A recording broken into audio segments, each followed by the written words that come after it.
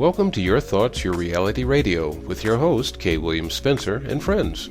This program is here to help all of us understand our journey in and through life by means of straightforward conversations, discussions, guest interviews, and listener emails. For more information, visit our site at ytyrradio.tk. Now, here's your host.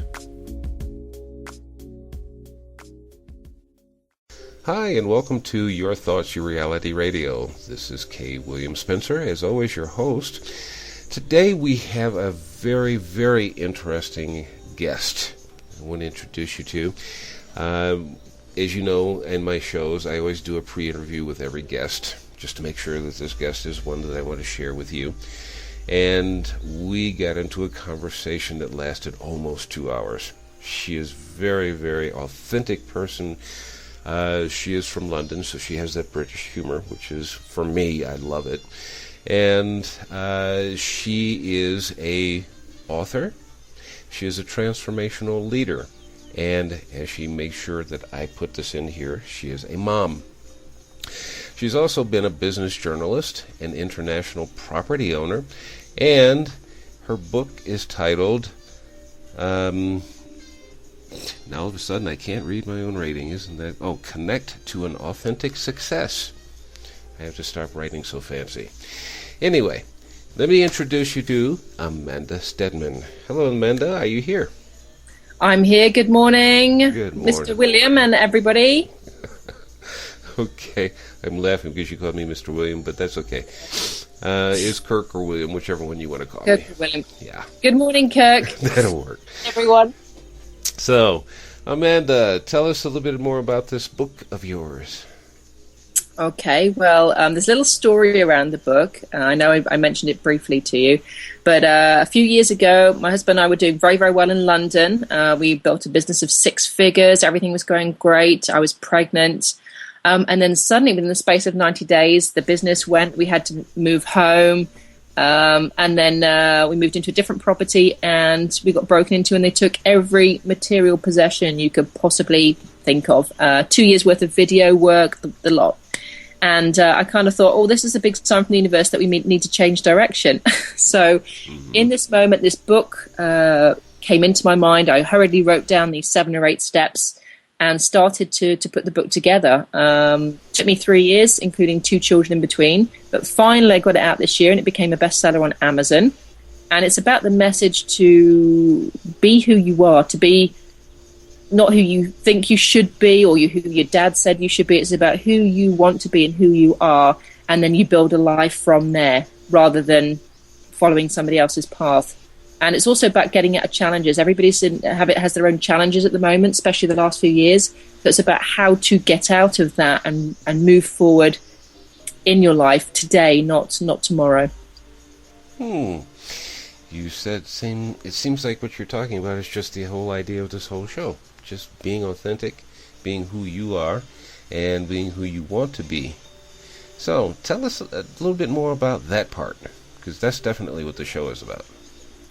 Well, one thing I realized is, if you look at I know you introduced me as some of the things that I've done in my life. Some people define themselves as what they do. So, I'm a postman, or I'm a banker, or I'm a whatever. And I went through that whole thing. I realized I was working hard in a corporate career really to impress my father, because he was you need to get a job, you need to go to school, that generational thinking. So I did that. And then I did some transformational courses and realized that really what I wanted to do is go out on my own business, and be an actress. So I quit a very well-paid corporate career to go off and do that, and left a very rich man and a big house and a BMW, everything behind, to go and follow my dream, which at the time everybody thought I was crazy. But I did it, and I built a business alongside that, and I met my current husband. We built a very successful business while I was doing the acting, because as many actors know, you need to fund the acting career, not the other way around. Mm-hmm. So I started my dream of owning my own company, buying properties internationally, and being an actress. So I followed my heart. But after a while, the acting, I realized, was not where I was supposed to be going. It didn't make me happy anymore. I realized that it was a very external, ego-driven career. And it just didn't resonate with me anymore. But I realize now that the reason I went down that route was so I could communicate with people better, that I could communicate emotion better, and have no fear of being on a stage. So now when I'm speaking and being on radio shows, I have no fear of speaking publicly. So that was really good training. But what it taught me is what I'm really good at is communicating with people, being myself, being happy in the moment, choosing a life that makes you happy now, and not having to have this big career, not to be happy when I've got the money, when I've got the BMW, when I've got the perfect relationship, when I've got the perfect house. You choose your happiness in the now and in the very moments. I've done a lot of things that people are what I call striving for external success. That's very much what the book is about. And there's nothing wrong with having the money. You can still be yourself and have the money. A lot of people go, well, Amanda, I don't want to be poor and happy. And it's, well, a lot of people who choose things they love doing are actually very rich. You've just got to change your mindset and be happy in the skin that you're in, and go to sleep at night knowing that you're happy being the person you are, and that you're loving the people that are around you and doing what you love. Because we have a finite time depending on what your beliefs are. There's a specific time that we're in this particular body right now, and so you need to enjoy it and be with the people that you love. Because if you're not doing that and you're not being happy, what's the point? Mm-hmm. There's something I want to ask you about, because you just got through saying it, but I want to hear it in your words. There's something that I tell people all the time, and this is something even I have to remind myself about. And I hope listeners understand. Just because we're talking about this does not mean that we have reached our own personal perfection. It is still a road. In other words, if you're still living, you're still learning. When you stop learning is when you're dying. Okay? So I have an expression that I usually say is, you have to be happy and live in the now, but plan for the future. Forget about the past, except for what you had to learn from it, so your future can be better. But you live now and plan for the future. What do you? What are your words on that? Well, the biggest thing I found myself over the last few years is I was very goal-driven. And the thing that I found with most goals is your subconscious is a funny thing. Mine works in pictures like most people's. Mm-hmm. I've done very well by just taking an actual visual picture. I put a picture of the Caribbean on my vision board in 2008. Just a picture. I think it was a Sandals Resort advert from a magazine. Just put it on the bottom of the vision board along with some other pictures and completely just forgot about it. Looked at it every now and then, but didn't have any attachment to it. And so what I found about planning for the future is have an idea of where you want to go. Have an idea of the end step. That's chapter 2 in the book, acting the end step. Have the pictures everywhere of the feelings you want to experience and the lifestyle you want to have. But the trick I've found over the last few years is just to not have any attachment to it, not to have a real strong wanting. Just think, this would be nice if I had it, get it out there, and then let the attachment to it go. So I do believe it's important to have a vision and an idea of where you want to go. But I also believe that you don't have to hang on to every single detail so rigidly and plan every single thing in detail to be able to get there. Providence moves for you once you've made the decision to go where you want to go. And the other thing I've realized, for those of you, I'm sure quite a few of your listeners have children, Kirk. Mm-hmm. The great thing I love about children, especially when they're screaming and crying in the morning, is it does bring me crying and screaming into the now and reminds me that this is what we have. You can't go back to the last minute, and you can't control that minute that's coming up. Both my children have taught me how powerful the moment is, and I still have a 17-month-old who hasn't been formed in the ways of the world yet. So she wakes up singing. She wakes up at 5:30 and she is la la la abadawa la la la la. The words haven't yet. She's singing. She's singing at the top of her voice at 5:30 in the morning with pure joy. And I'm like, why can't I? Should be able to do that. So this morning I started singing with her. La la la la. 5:30. Horror of my husband. But that's what it's about. My 17-month-old reminds me. You said that you're on your journey, and I'm sure there's some listeners who are still on their journey. Really, what we're on our way back to is that, being 15 months old, going back to singing when you want to. Well, if you take off your clothes and run around naked around the building like both my daughters do, then probably people will think you're a little bit crazy. So I know there's a few limits, but generally, wake up that joy. You can access that joy in a minute. I mean, if I said to your listeners now, think of the last time you felt just super happy and you laughed out loud and you could feel that warmth and joy in your stomach and your heart area. If you just took that feeling right now and magnified it some more and just really focused on it, then you have the power to feel like that as often as you want. It's just that we forget. We get drowned out by television and advertising and negativity, and we forget that we can access that feeling of joy and happiness anytime we want right now.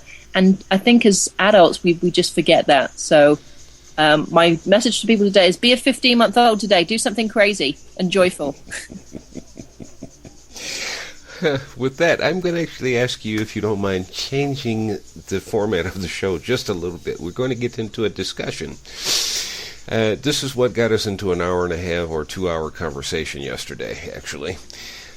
We just have so much in common. We love to talk about it with each other, and this is a wonderful thing. And at the end of the show, if I remember, I'll be reminded to tell you what we're going to do, Amanda and I.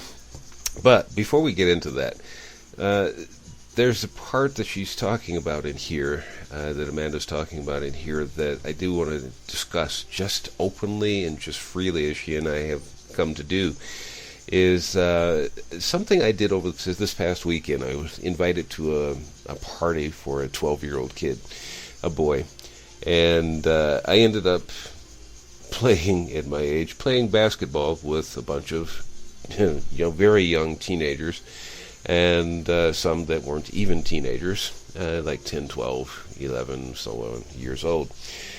And actually, there was one girl in there that was about 16 that was trying to shoot baskets, and she couldn't really, she wasn't focusing on where the ball was going, so it was just going real wide, right, wide, left. So I walked over to her, and I just said, listen, where do you want the ball to go? This is the way I teach. I ask questions. Where do you want the ball to go? I want it to go into the basket. I said, okay. Think. That's all. Don't worry about the mechanics of it. Just think. Where do you want the ball to go? And shoot it. That's it. She did it, and she started hitting the rim. She was always dead on, but she didn't have the arch on the ball, so it would go into the basket. So I walked over to her after about 10 minutes, and I said, you want it to go in. You've got the correct aim. Now, for it to go in, it has to go up and then down into the basket. Yes? Oh, yeah. I said, so just think. I want it to go up and down into the basket. And she started working at it, and she became much better at it just in 10 minutes. I didn't say she became perfect, but she went from shooting wide to getting a lot more right into the basket. And she was just amazed at it. So this is how I'm looking at it from the point of what Amanda's just got through talking about, is just putting the picture up there and just letting it go. Don't worry about the mechanics. You can't always worry about the mechanics on something that you have no control over. But you have to take part of it sometime, somewhere. In other words, she wanted to move from London to St. Martin. So somehow she had to pack up and move, but that's what anyway, I'm getting a little bit too lost in it. So anyway, Amanda, please continue from there. Well, it was funny because literally, it was probably within a few days of the, being completely burgled and kind of being a hopelessness, when the job opportunity came from nowhere. The contract, we had a phone call, and it was like, the guy just happened to be in the same town that one week, and it was very synchronistic, and again, it came from nowhere. And again, it was only later when I unpacked all kind of like the vision boards and everything, I realized that the picture of the Caribbean had been on the board, and there was also a picture of a boat, and we won a boat trip, and the boat that we went on was exactly the same as the one in the picture. So many different things have come up that have just come into realization because I had absolutely no attachment to it. And I think that's where a lot of people go wrong. They want something so much, and they hang on and hang on and hang on, and it doesn't happen. Now, in terms of the mechanics, I think it's good to have a little plan and take a few steps towards, obviously getting the book done. I had that as a goal. I had a picture. I had the front cover done before I actually finished the book, Kirk. So I had a visual representation, and then I wrote underneath Amazon #1 bestseller. Then I got the cover done again later with Amazon #1 bestseller on it, and I just had it in different places around the house. And I also did myself a presentation of being a bestseller, all kinds of different pictures that I put together, and then just put some music to it, just a simple video. And I played that every couple of days, and just thought, it'll happen. I just had absolute belief that it would happen. But again, I had no attachment to it. I thought, if it happens, fantastic. If it doesn't, I'm still happy. Does that make sense? Mm-hmm. Yeah. So I'm happy either way, whatever the outcome was. But obviously, I needed to have a plan. I needed to have somebody that would coach me to get a bit further down the line. I would need a book designer. I would need to upload the information into Amazon. So there was little steps I had to take, training to be able to do that, and then to find the right people to bring the project together. So there are a few little mechanical steps in there, but I wasn't worried about or got hung up about any particular parts of those steps. I just knew that at some point I'd been guided to get this message out, and I knew the book would become a reality at some point.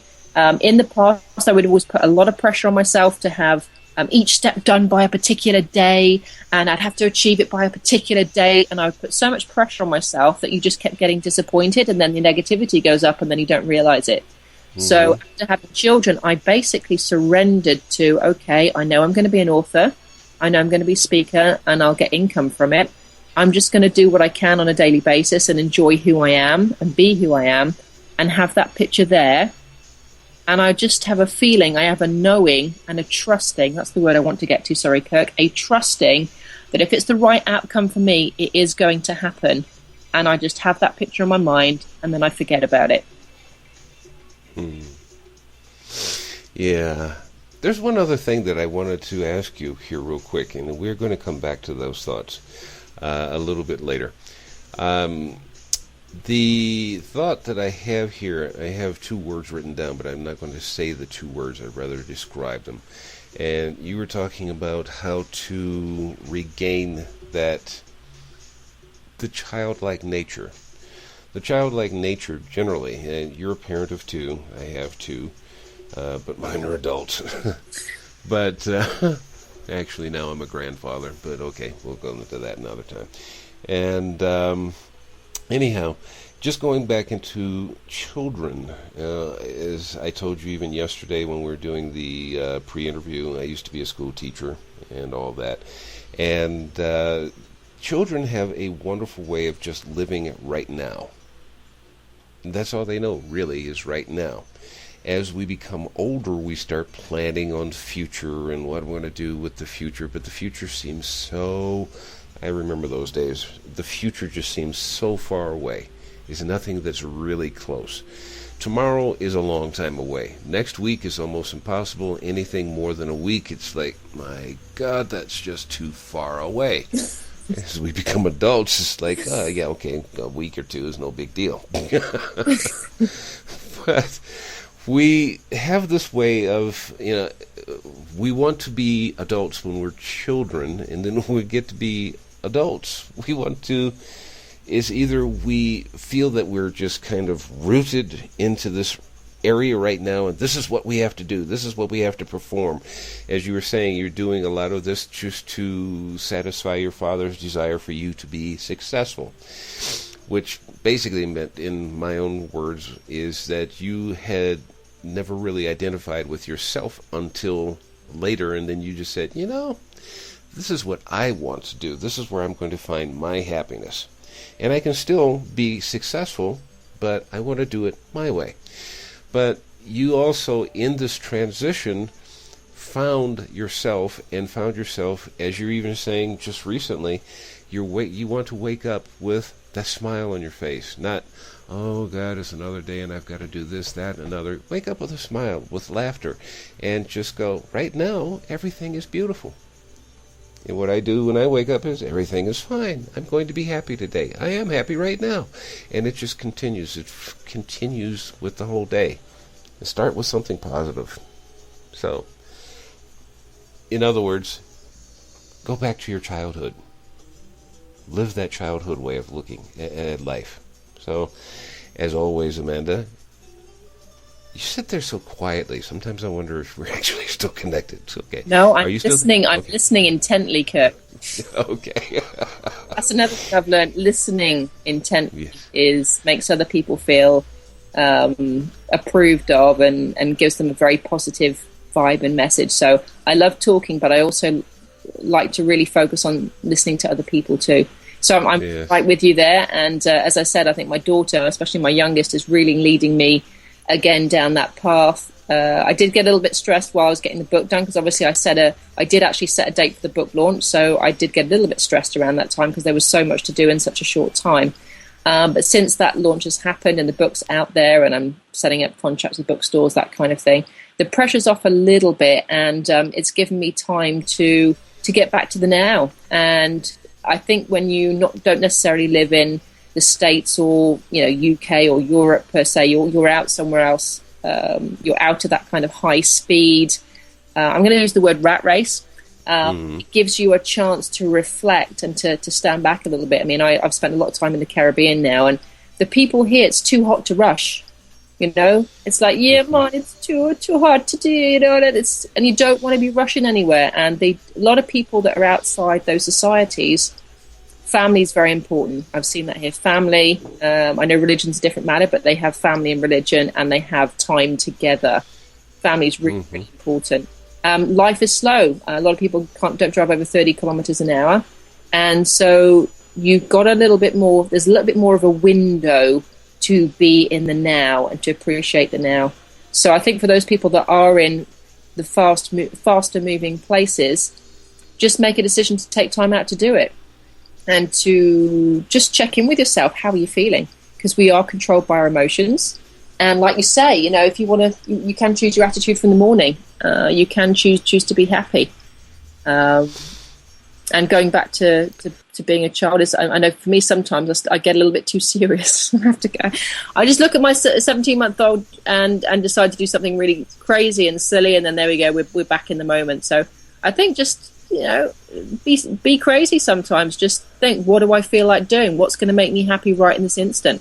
And if you're sitting in your cubicle or your desk, if that means going out and listening to some music, or just getting out and just staring at the sun for 10 minutes, whatever it is, you are here to be happy. We're here to be happy. And when we're happy, we share our positivity and our energy with other people. So, if it's going for girls, if it's going out to get some chocolate or some Haagen-Dazs, just do it. Have a little bit, everything in moderation. I think it's really, really cool. One of my chapters in the book actually is called The Chocolate Effect. And that's exactly what we're talking about. It's about being happy in the moment and doing what makes you happy. Because if you ask the majority of people, are they really happy doing what they're doing? The majority of people I speak to, they are not happy doing what they're doing, but they don't have the courage to make the decision to change it. And that's where this book comes in, where people like you come in, Kirk, that we just get them to think and just imagine what life would be if you are just, 60% happier every day and doing something you love. It just makes the whole world a difference, and it makes you come alive, and that's what it's about. Yes, I got into listening to you, and I was trying to write something down, and I forgot exactly what it was. There it is. Okay. You've now been in St. Martin for how long? Backwards and forwards for about 3 years now. Okay. And I know you said in off air you were telling me that you had the first year was a little difficult doing the transition thing, and missing family and friends, and the cosmopolitan effects of living in London, the big city, and all that kind of stuff. But you told me that you had adapted to it, and from the sounds of it, you have. And let me ask you this. In the respect of learning to slow down, to actually enjoy life, because when we grew up in what we called the first world countries, Europe, United States, Canada, and a few other places, we always think that we have to be driven to go someplace, and success is measured by what you're doing, how much you own, what you own. As you said, even at the beginning of the show, it's those things that we call identifiers. In some places, even like down here in Mexico, those who are beginning to come into that success.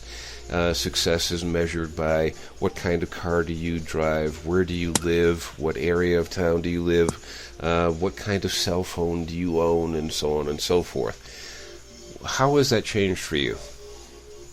As in leaving it behind and going to something completely different? Mm-hmm. Yeah. As I said, it was a bit of a shock for the first year because I'm used to driving fast.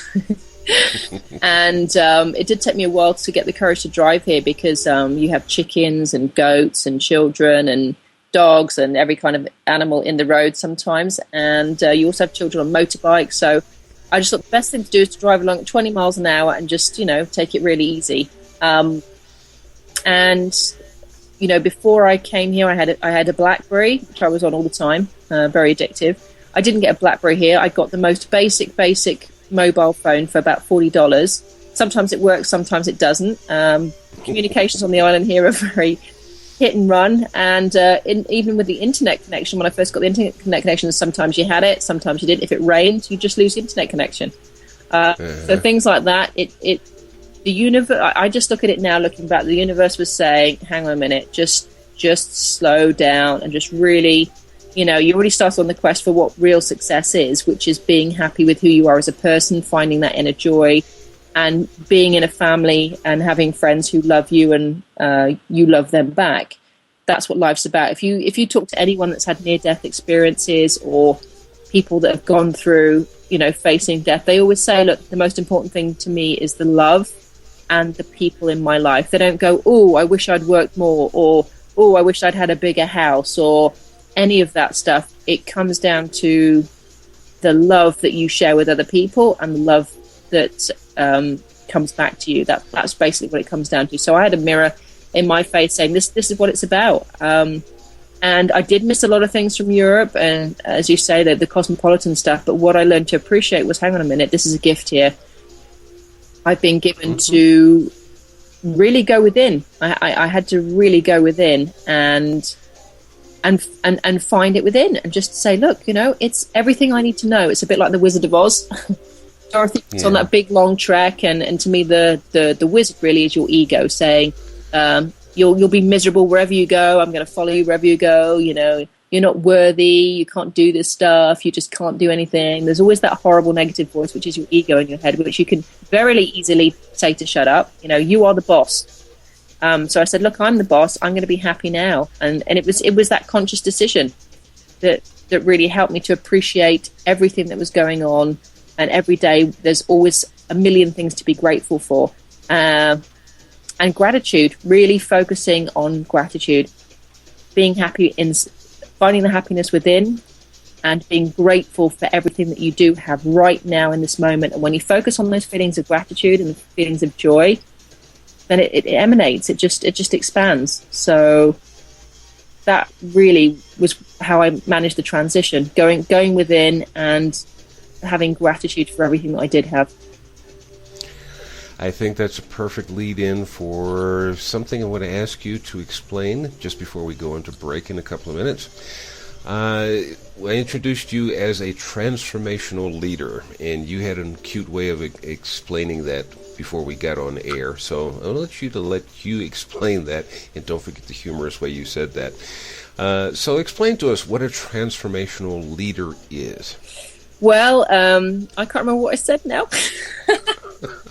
I think, along the lines of generally, what I find as a transformational leader is when I come into contact with people, you tend to transform them, whether they like it or not.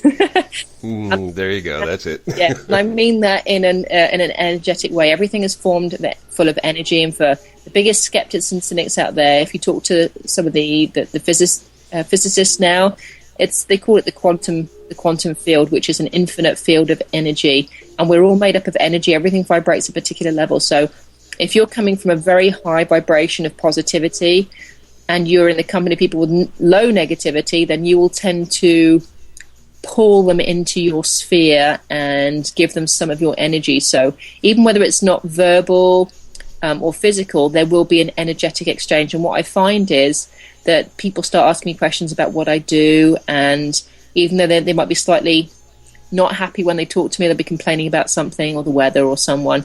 By the time I leave them, my aim is always to leave them with a gift of energy, or ideally a smile by the time I leave them. And again, sometimes it's conscious, sometimes I don't worry about the mechanics, as you say. It just happens. And that's really where I feel my destiny is. It's about being able to lift people and move them to that high level of awareness and that higher level of happiness. That's really what I feel I'm here for now, and it's become much clearer as time goes on.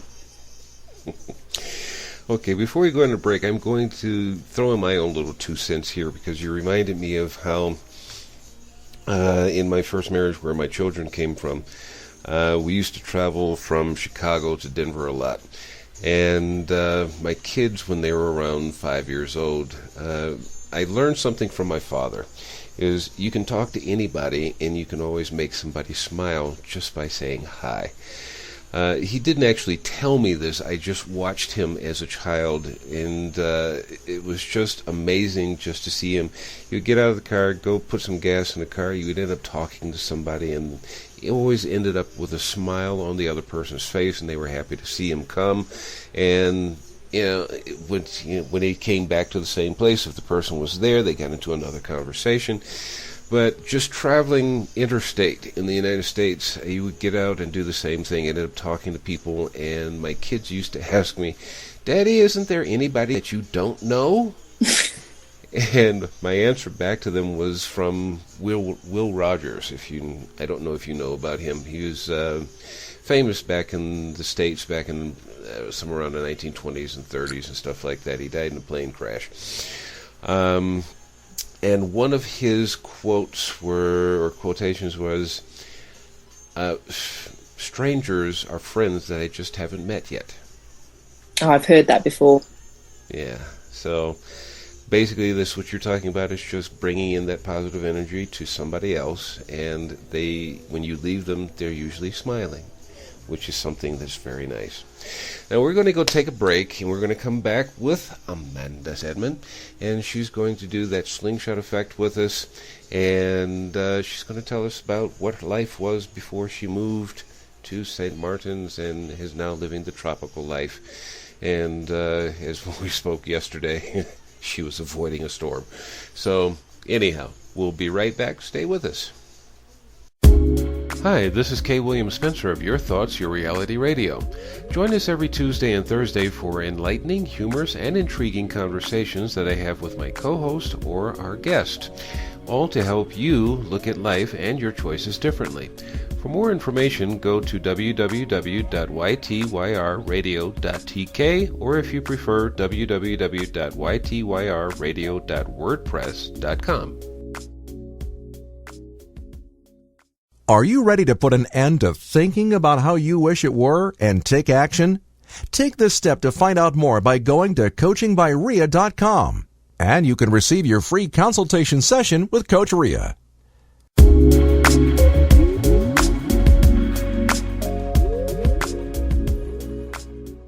Hi, and welcome back. As our guest today is Amanda Steadman, originally from London, England, who is now living in St. Martin, down in the Caribbean. Okay, or Caribbean, depending on how you like to pronounce it.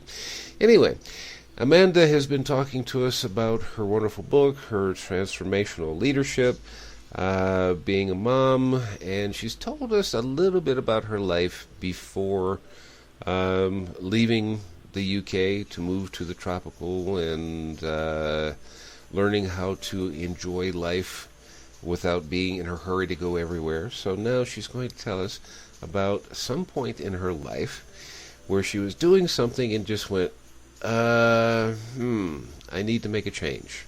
Or it can be several. That's up to her. It's her life, so she's going to share it with us. So, Amanda, tell us, what point in life, it can be something early, it can be something later, or a combination of the both, and what events in your life brought you about to be where you are now? Well, I kind of touched on them briefly. I mean, one thing I haven't mentioned at all is that, and I'm sure a lot of us have a similar story to this, but I was 20 years old when I lost my mum to ovarian cancer, and something in me really woke up when that happened, because I thought, how did this happen? Why did this happen? I wanted to analyze how could, prevent something like that happening. And she died in 1993, and I went traveling around the world in 1996, 1997, and I got to South Africa, and this woman called Pam, we were staying at a huge game reserve and on a banana plantation, amazing lady, and she handed me a book, and for the life of me, I still cannot remember what the title was, but she said, look, Amanda, you don't know this, but you can actually create your own reality hand in hand with the universe. And I went, the woman's crazy. That was crazy. And I didn't think anything of it. I thought, well, I'll be open to it. And then before I knew where I was, I went to Australia and I started, I got handed the Celestine Sea and some Louise L. Hay books.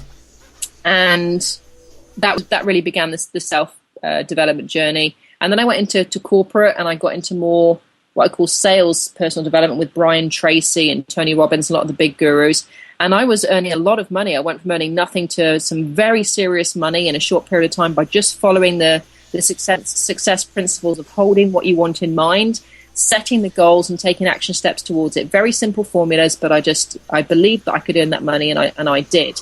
And I got to a point where I had a 5-bedroom detached house, BMW, very rich, lovely, international boyfriend. He was Dutch, and I was miserable, absolutely miserable. And it come to the point in the relationship where, I was engaged and people were going, when you're having a baby, all those kind of questions. And I just felt empty. And it took me 3 years to have the courage to leave that relationship and to leave that corporate life behind, because I just wasn't happy. I didn't have the answers. I know you mentioned briefly, Kirk, that you don't always have the answers, but I just knew that staying in that position, I was on the fence. I had to make a decision one way or the other.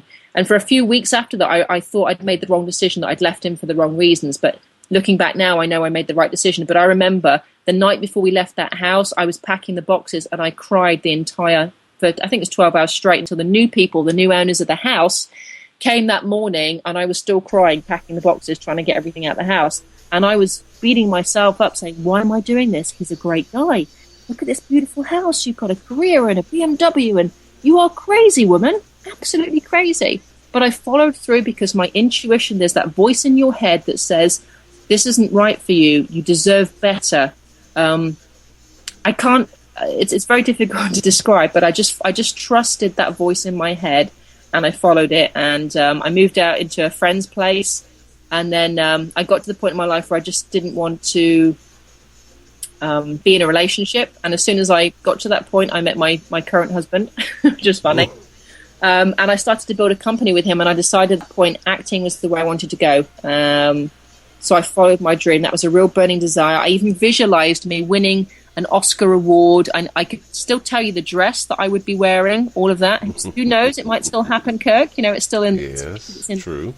But my destiny really, I think, is to become a speaker and an author, and just share this message of hope and joy and happiness. And that really it's the story of the Wizard of Oz. I know I'm coming back to that same example, but we go round and round on the yellow brick road of life, getting the cars. I'll be happy when I get the car. I'll be happy when I have the right relationship. I'll be happy when I've lost 20 pounds.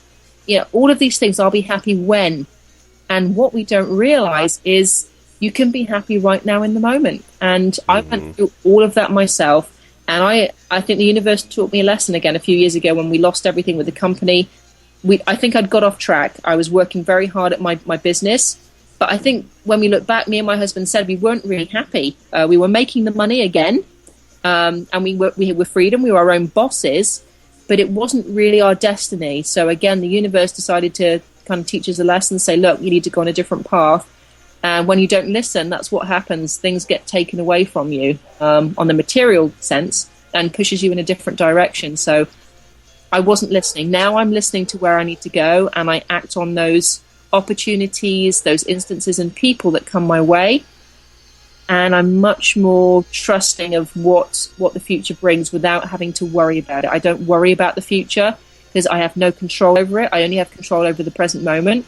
So the past you let go, there's nothing you can do about. The future, you have an idea and you have pictures of where you want to go, but again, as I say, there's no attachment to it. So that's really my formula. It's a bit like the Wizard of Oz. You're already Dorothy, you already have your red shoes, so whenever you want to go home, whenever you want to go to joy and happiness, you just tap those red shoes together and request it, because you have the power. You already have it. You don't need all that other stuff that we're conditioned to have. You already have the answers. You are Dorothy. That's really the message that I've learned from all these ups and downs and changing points. Being happy with the self and understanding that I only have this moment. Anything in the future is only things that I can plan for and hope for. Is that pretty much what you're saying? Correct, yeah. And you can't control it, so there's no point in spending any energy in worrying about it. Yeah. ThereThere's an old saying, I don't know if you've ever heard it. Life is kind of strange, and it says, let's see, yesterday is history, tomorrow is a mystery. So right now must be a gift because it's present. If you understand that. Yep, I agree with that. Yep. Okay.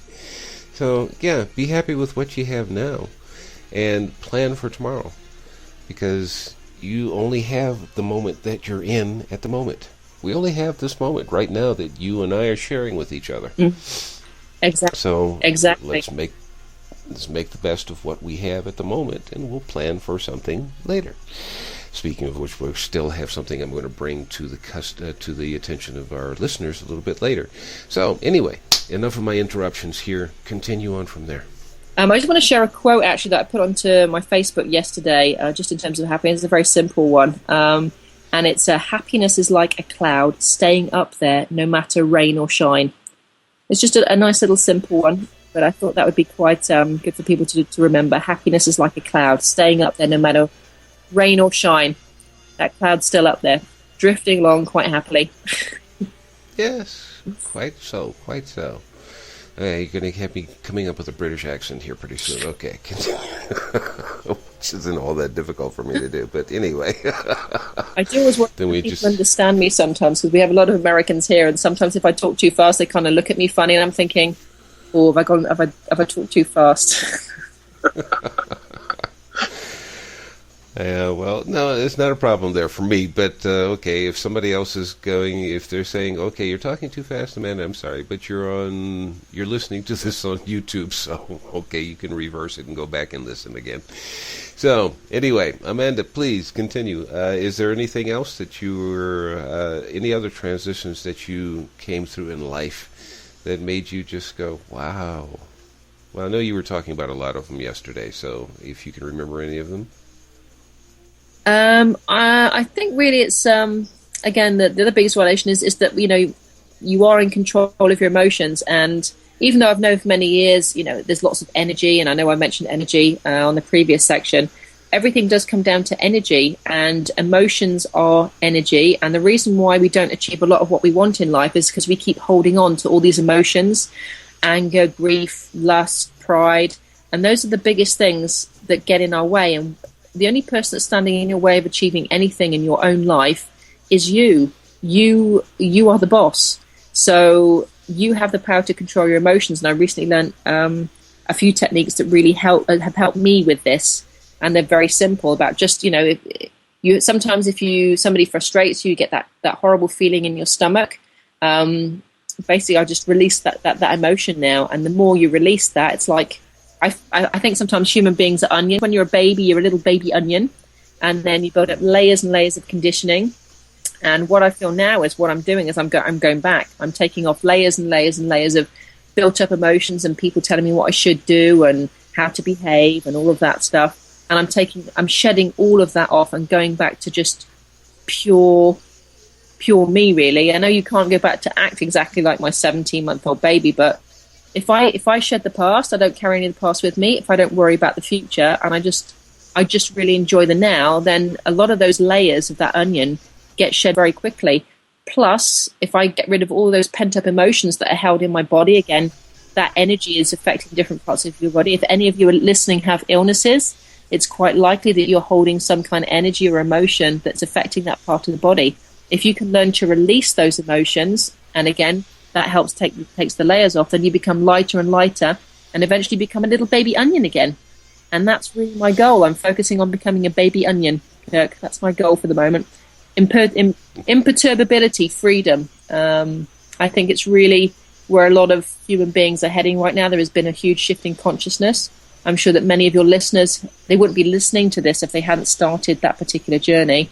And that's really what the end goal is for a lot of us. Whatever self-development course books we read, audio books we listen to, we want that peace of mind, we want that joy, and we want that love. Those are three things that we want: the peace, the joy, and the love. And if you can access that 24/7 without any negative thoughts towards anyone else, then I think as a human being, you've pretty much cracked it. Oh, you've pretty much got it. There we go. Cracked it up. It's quite fish. Yes, I agree. And there's so much we can talk about on that, and I guess we will at a later time. But I want to ask you this. You're talking about peeling off those layers, and I think the onion comparison is very well used, because anybody that's ever cut into an onion, they understand there are layers and layers and layers within an onion. Starts with the core and just goes out from there. If you have a problem with that, everybody knows tree rings. But let me ask you this, because this is probably something that some people may have difficulties with, and I would imagine most people do. As you're peeling off these layers, and you're finding that the more that you peel off, the lighter you feel, the more comfortable you feel with yourself, and that point of returning to the childhood. I don't mean becoming a baby all over again, but just learning to accept yourself, and I can have fun, and I can be crazy and silly sometimes and still have a lot of fun. Because after all, the world admires somebody who can laugh and have fun and do all that. If you're too serious, you just end up being, I'm going to use the example of Donald Trump. Donald Trump takes himself far too darn seriously, and everybody sits up here and looks at him as he's kind of like the circus sideshow for the media on occasion, with the things that he says, and his gruff appearance and his yelling and screaming that everything should be the way that he thinks it should be. And I can imagine how many layers you'd have to peel off of him before he became a kid again. But just how do you feel that transition is? Not only we understand, or at least I understand, from your point of view of, as you're peeling off these layers, you're feeling lighter and you're feeling happier and you're feeling more to yourself and less pressure to be somebody that somebody else thinks that you should be. But how do you see friends and family viewing you as you become more authentic, to use your book title? How do you feel that other people are looking at you, and how do they relate to you as you're becoming your authentic self? Well, I'm just going to relate to the book journey, because when I started writing the book, I knew at some point it would have to go public. And in that book, I've been very open about personal things that happened. I mean, I talk about my acting journey, and I was at an acting school, and generally in that training, they kind of beat you up emotionally because they want you to be able to relate to characters, etc. So I was basically told for 3 years that I was rubbish, and I was terrible, and that wasn't very good. You need to prove this, and you had very little encouragement, I believe, because they want to prepare you for the hard world of acting, which is true. It's tough. It's a very tough world out there. So I had a lot of confidence when I started the course, and started to lose it by the end of it, because you really are kind of beaten up. And so when it came to releasing certain personal details in the book, I was actually quite scared, because normally, even though I'm outgoing in many ways, you're putting your whole beingness and who you are into a book and releasing that to anybody that wants to read it. And I was actually quite scared of that. And it took me 6 months to come to terms with the fact that my stepmother was going to read it. My father was probably going to read it. My sister was going to read it. Friends and family were going to read it. People I didn't know. And that was a little bit scary, because I'm very different to my family. If I talk about a lot of this self-development stuff, they kind of go, what? They're not really, it doesn't resonate with them at this point in their life. I have a younger sister, and she's gone through breast cancer twice in the last 3 years, and a lot of knowledge that I have that I wanted to help her with, but it didn't resonate with her. So it was very frustrating for me in the sidelines to watch what I know can help, and my family it doesn't resonate with them. That's the best way I can put it. Mm-hmm. So it's difficult because when that book came out, I knew I had to go, look, this is who I am. I'm a transformational leader, Dad. I'm not just a pure businesswoman. I am a spiritual being. And that took a lot for me to admit to my father and my family, this is what I do. This is what I am. I'm in touch with energy and all kinds of interesting things like that. But I'm changing the world in my own way, and it makes me happy, and you just have to accept it. The other milestone for me was also, I turned 40 in September last year, and I kind of got to the point where it was, do you know what, I don't care what anyone else thinks. But it taken me a lot of my life to get to that point. I've been a people pleaser. I think British people in general. I'm sure some of your listeners have seen the film National Lampoons with Chevy Chase, when he goes to Europe. And I think it's Eric Sykes from Monty Python. This is how I see myself and other British people too, especially when you're so far away from them. He's on a bike in one point, and Chevy Chase knocks him over, and he falls off on the bike. And Eric Sykes says, "Oh, so sorry. No, my fault. Ever so sorry. I was obviously in the middle of the road. My problem. Have a nice. I'm so sorry." And goes on his way. And then the next thing, I think he's on the tube, and he knocks him over. And again, it's like, no, it's totally my fault. I'm so sorry. Have a wonderful day. And we're so apologetic. And it just reminds me of, as a nation, we're very polite. We always try and do our best to help people. We don't want to cause a ruckus. We don't want to have confrontation, all these kind of things. And I was brought up to, work hard and be good and not rock the boat. So it took me a long time to stop being a people pleaser and just tell people what I think of them. Even now, I don't always find it the easiest thing to do, because I want to come from a place of love and to everybody to like me, because it's just a human. But I've come a long way in terms of thinking, do you know what? I just don't care what they think, because they're going to talk about you if you do, and they're going to talk about you if you don't. I met Terry McMillan, who wrote Waiting to Exhale last year at the Anguilla Lit Fest, and her mother said to her, sweetie, they're going to talk about you if you do, they're going to talk about you if you don't, so just do your own thing. And that really resonated with me, and I've been sharing that phrase with other people. Thank you, Terry. And that's really what it comes down to. But it does take courage. It took me a lot of courage to get the book out. And for those of you that are listening, that are at a point in your life when you're not feeling so courageous, when you do take the steps to move forward, things do happen to support you. And you do get moved along. You do get the support you need. But it's not always easy. And as you imagine, when you're cutting onions, when those layers are coming off, there were a few tears that were shed as well, because I was frightened of what would happen when the book came out. But I did it, and the message is more important than what other people think of me. And I'm really proud of the book, and I know it's already changing people's lives. So whoever's listening, if you've got it, as I say, if you've got a message inside you, if there's a book you want to write, or there's a career you want to follow, there's a dream that you put on hold, start making roads towards that. Make the decision today that you deserve to be happy, and that you deserve to start doing something that really brings you that joy every day, because you deserve it, and it's your birthright to have it. Well, I couldn't have asked for a better closing remark, even though that was what I was asking for. But that was actually wonderful. Amanda, we spoke about this yesterday, because we've been trying to hook up, if you will, using an American term, hook up to actually have this interview for quite some time. She's a very dedicated mother, Amanda is, and she was letting me know what was going on with her child and her children, and I just said, hey, the show is secondary. It's not that important. Take care of your child first. We can always do a show together at some time when everything else comes together. So, as she said, it's basically synchronicity, or things are happening when they're supposed to happen. And I believe that, because I'm going to use that as a lead-in, because as I close the show here, This is what I told you at the beginning of the show. We're going to do a change here, a slight change, not a major change, but we're going to do a slight change here on Your Thoughts, Your Reality Radio.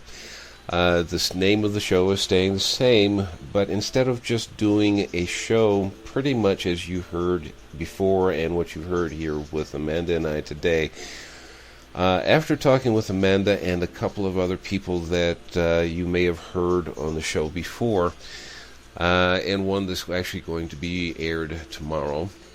This is the beginning of August. We're actually going to be doing a show that is based on spiritual growth. Note the word, I did say spiritual growth, not religious growth. Religion is something that you choose or choose not to do. That is your choice. We're talking about growth within a knowledge of, if you will, our Creator. And I'm using that word on purpose. If we use the word God, okay, that's because that's what we all grew up with, or maybe that's what the person that's actually talking at the time is used to using, which, on occasion, I will even use it myself. But Amanda has agreed to be the occasional co-host on the show. I say the occasional because, Amanda has books that she is writing. She has, how many more do you have? 2 or 3 more that you have in the process of I have a working out right sequel, now? I have the French translation of the current one, and an audio book being prepared, and then 2 others which are non-related to this particular subject that will be coming out. See, there you go. So she's a busy woman. She is also a mom, and you have to respect her time and her dedication to her life. And we're still going to do the show, at least at this point, on Tuesdays and Thursdays. So Amanda will be here as her commitment has been to do a show at least twice a month. It doesn't have to be back to back, but during the month you'll hear her twice. And I have 3 other people that are going to do that, so it's going to be 4 co-hosts at this point. So, any rate, do you have anything that you'd like to say along those lines, Amanda, before we close the show today? No, just whoever's listening, I just want to congratulate them for taking the time out to listen to this program. And my wish for you is that we've got you thinking a little bit today, that we've got you feeling a little bit more, and that we have actually brought a smile to your face, and that you know that you deserve better, and this is your time. Mm-hmm. Yes, and basically one of the reasons that I actually am saying this is because she said something a little while ago. Is I was going to ask her to say something as closing of the show, but I guess she probably read my mind on that one. Is that people, you're here because you feel that you have a need for change, and you're looking for that help. And this is the idea of the show that always has been from the beginning. So we're changing it just a little bit to help you, not only on the side of how do I transition myself from where I am to something better, but also how do I attach, or not attach, but understand my life on a spiritual level, not just a physical level. So anyway, thank you, Amanda, very much for being here and sharing with us. And when we do the show soon, I don't know when, just at this point, we hope to be going live and doing this also as a podcast at a later time. You'll get a chance to hear Amanda and, Amanda's thoughts and my thoughts on how to make this personal growth happen. So, any closing words, Amanda? No, just I wish everyone the happiness and joy that I've found, and if I can inspire anyone to get there, then obviously they can touch base with me at amandasteadman.com, and any feedback, that any particular training or thoughts, obviously do let Kirk know what they're very interested in hearing about, and let's help them get to imperturbability. Let's help get to freedom. There you go. Definitely. All right. Thanks, everyone, for attending the show. Thanks for being part of it, and we'll see you soon.